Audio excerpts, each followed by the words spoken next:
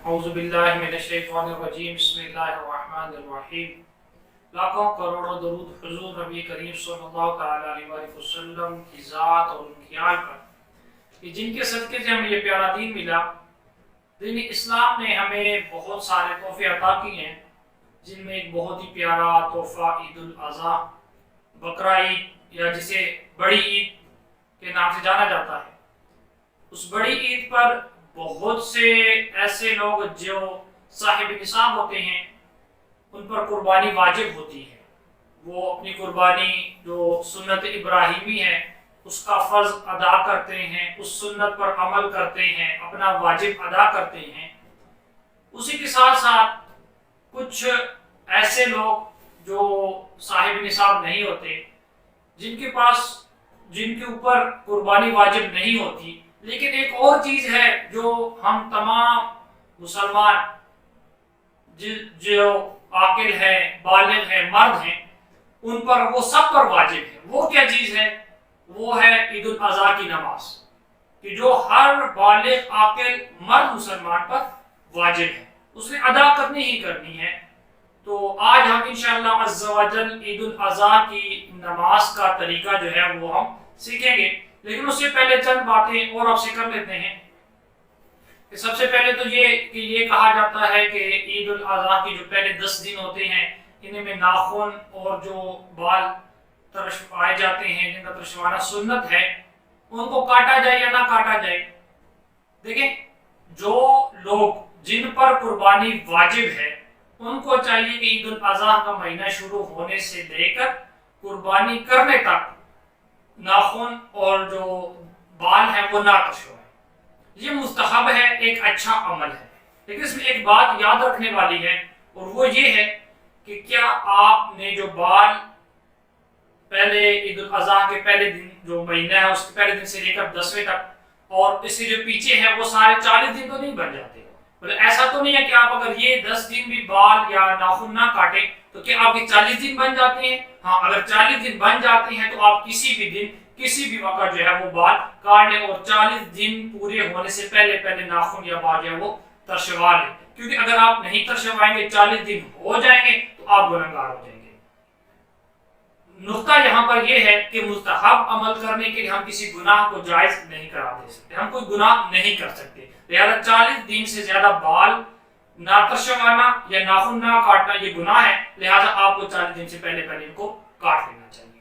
دوسری بات یہ ہے کہ ہم جن پر قربانی واجب نہیں ہے وہ کیا کریں؟ جن پر قربانی واجب نہیں ہے وہ عید الاضحیٰ کے دن عید الاضحیٰ کی نماز جو ان پر واجب ہے وہ واجب ادا کر لیں۔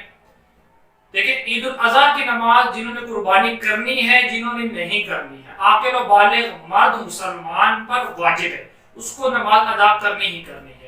اس کا طریقہ کیا ہے؟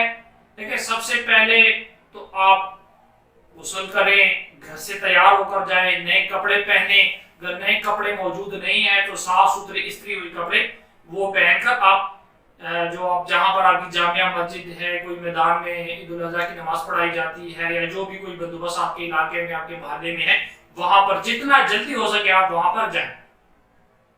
ابھی ہم آتے ہیں اپنی نماز کی طرف۔ عید الاضحیٰ کی نماز کا طریقہ کیا ہوگا؟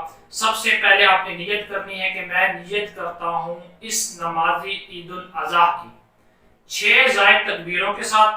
لیکن عید کی نماز جو عید الفطر کی ہو یا عید الاضحیٰ کی، اس میں 6 زائد تکبیریں ہوتی ہیں، ٹھیک ہے؟ نیت دوبارہ دہرا لیتے ہیں کہ میں نیت کرتا ہوں اس نماز عید الاضحیٰ کی زائد 6 تکبیروں کے ساتھ، پیچھے اس امام کے، منہ میرا طرف خانہ کعبہ شریف کی طرف، اللہ اکبر تکبیر کریمہ کہتے ہوئے کانوں کو ہاتھ لگا لیں۔ اس کے بعد آپ نے ہاتھ باندھنے ہیں، ٹھیک ہے؟ ہاتھ باندھنے کے بعد سبحانک اللہم وبحمدک وتبارک اسمک وتعالی جدک ولا الہ غیرک، یہ کہنا ہے۔ اس کے بعد 3 تکبیریں، اللہ اکبر، ہاتھ چھوڑ دینے، اللہ اکبر، ہاتھ چھوڑ دینے، اللہ اکبر، اور ہاتھ باندھ لینے ہیں۔ اس کے بعد امام صاحب جو ہے وہ الحمد شریف پڑھیں گے، الحمدللہ رب العالمین الرحمن الرحیم مالک یوم الدین ایاک نعبد و ایاک نستعین اہدنا الصراط المستقیم صراط الذین انعمت علیہم غیر المغضوب علیہم ولا الضالین، آمین۔ اس کے بعد کوئی سی صورت میں لائیں گے، رکوع کریں گے، दोनों सुजूद करेंगे और फिर दूसरी रकअत के लिए खड़े हो जाएंगे। अब जब दूसरी रकअत के लिए खड़े हो जाएंगे तो उसमें पहले इमाम साहब अलहम्द शरीफ पढ़ेंगे, साथ कोई सूरत मिलाएंगे, अलहम्द शरीफ और सूरत पढ़ने के बाद इमाम साहब 3 जुज़ाई तकबीरें हमारी हैं ईद उल अज़हा की नमाज की वो पढ़ेंगे। उसके बाद जब वो अलहम्द शरीफ सूरत मिला लेंगे फिर इमाम साहब कहेंगे अल्लाहु अकबर, आपने भी अल्लाहु अकबर कहते हुए हाथ उठा लेंगे और फिर छोड़ देंगे। अल्लाहु अकबर दूसरी तकबीर तहरीमा, अल्लाहु अकबर तीसरी तकबीर हो गई, 6 तकबीरें पूरी हो गई। उसके बाद आपने हाथ छोड़ देने हैं और फिर इमाम साहब एक और तकबीर कहेंगे अल्लाहु अकबर और फिर आपने रकू में चले जाना है। फिर रकू, उसके बाद रकू के बाद खड़े हो जाना है, दोनों सजदे, फिर इस तरह तहियात, फिर खुरूज बिसुनी यानी दोनों तरफ सलाम फेर सुन्नत तरीके के मुताबिक जो है वो अपनी नमाज से बाहर निकल जाना। फिर इसके बाद इमाम साहब जो खुतबा देंगे और दुआ वगैरह जो बाकी मामलात हैं वो कर लेंगे। ये है हमारी ईद उल अज़हा की नमाज का तरीका।